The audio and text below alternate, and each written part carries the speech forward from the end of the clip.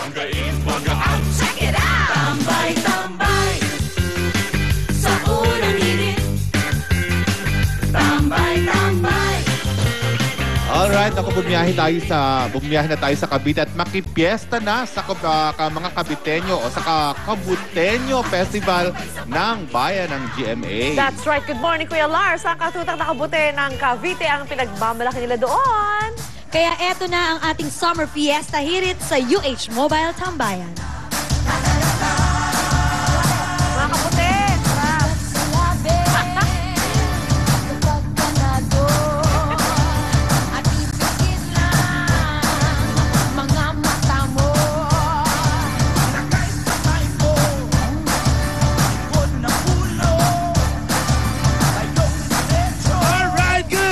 Good morning po ulit sa inyo lahat. Nagbabalik po tayo dito sa atin pong paghahatid sa inyo ng 3rd Kabuteño Festival dito po sa GMA General Mariano Alvarez, Cavite. Yes! At kasalukuyan nga pong dito ginaganap ang makasaysayang event na ito.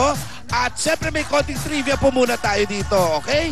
Tukol po ito sa pinakabunsong munisipalidad ng Cavite. Yan ay ang GMA, the youngest. Dahil po, ang GMA po ay naitatag noong March 14, 1981 lang. At ang mga nakatira po dito ay ang pinagsama-samang mga relocatives mula sa iba't ibang parte ng bansa. Nandiyan yung may mga taga Carmona, may mga taga iba't ibang lugar pa at nandito lahat sila sama-sama, kaya lahat po pala ng iba't ibang bahagi ng bansa ay nandito sa GMA. Nasa likod naman po natin ang mga kasali po sa gaganaping Coronation Night bukas, ang Mr. and Miss GMA Cavite. Yes, at ang napakalaki po nilang pinagmamalaki dito talaga ay ang oyster mushroom. Ayan. Halos lahat po pala ng barangay sa GMA Cavite ay nagtatanim ng kabute. At sinasabi po ng oyster mushroom ang pinakamagandang alternatibo po, pamalit yan sa meat o sa karne. Dahil 35 pesos lang po yan per grams at dito nyo yan mabibili ng sariwang-sariwa. Kilalanin pa po natin kung ano ang oyster mushroom na yan at ang kabute na yan. Narito po, buksan natin ang truck. Let's go, truckie!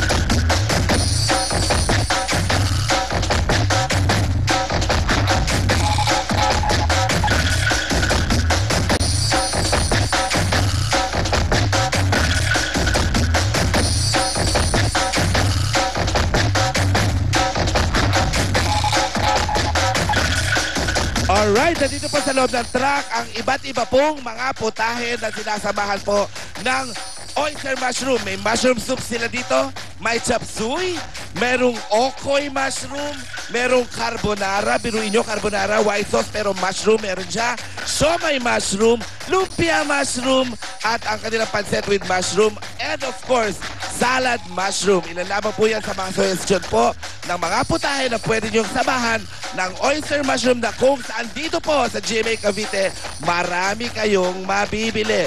Mula po dito, live na live, hatid po ng UH Mobile Tambayan, ang ikatatlong Kabuteño Festival. Balik po tayo sa studio. Mabuhay ang Cavite, GMA! Come on, let's go get it on. Be happy, happy. Be happy. Come on, let's go get it on. Be happy. Everybody, let's go have some fun. I don't wanna waste my time on simple little things. I'd rather stay here all the night with happy voices sing. Pump it, rock it, groove it, move it, make it, shake it, never lose it, fix it, fake it, never break it, pump it, pipe it, devastate it, drum it, snare it, blast it, kick it, want some pussy, never lick it, push it, screw it, suck it, squeeze it, do it, dare it, wanna lick it.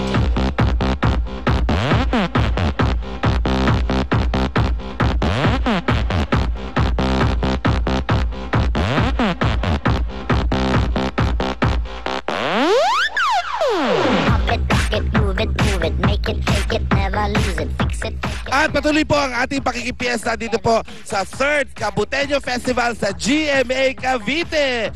At amin po kayong tuturuan ng proseso ng paggawa ng mga cultured oyster mushroom. Siyempre kasama natin si Mayor Echevarria. Narito po ang paraan. Una pala, ang paggawa niyan ay ang paglalagay po ng sodas na may mga laman pong sugar at iba pang mga compost o protein bag yan, nilalagay sa protein bag at yan po ay i-steril sa loob ng 5 oras. Pagkatapos po yan, papalamigin pa yan sa loob ng 1 araw. At saka po lalagyan ng binhi ng oyster mushroom. Pakita natin kuya yung binhi. Ayun ang binhi ng oyster mushroom. Ilalagay siya doon sa protein bag. After which po ay ilalagay na siya sa grow house. Narito po tayo sa mismong grow house ng mga taga GMA Cavite at ito po ay dapat merong humidity na nasa 90 degrees at ang mga mushrooms po dito ay sinasabit at inilalagay po in such a particular line para po maganda ang pag-harvest nila. Ganito. At dapat po dito, mayroon di ba medyo mainit ng konti. At dinidiligan po nila ito 3 times a day. Parang orchids. Tapos po yan, pag nakita na po nila na meron na pong lumalabas na mga maliliit na mga kung ano-ano pong parang ang tawag sa ganon, pinheads.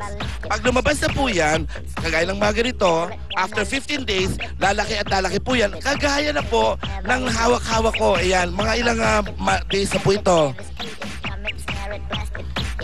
Mga 2 weeks na po, ganito na ang kalalabasan niya. And then, saka po natin i-harvest. Paano ang pag-harvest? Ganito po. Sige, ayan, itataas. Sige po, gawin mo. Tinaas at ibinaba. Ayun, nakuha na natin ang mushroom.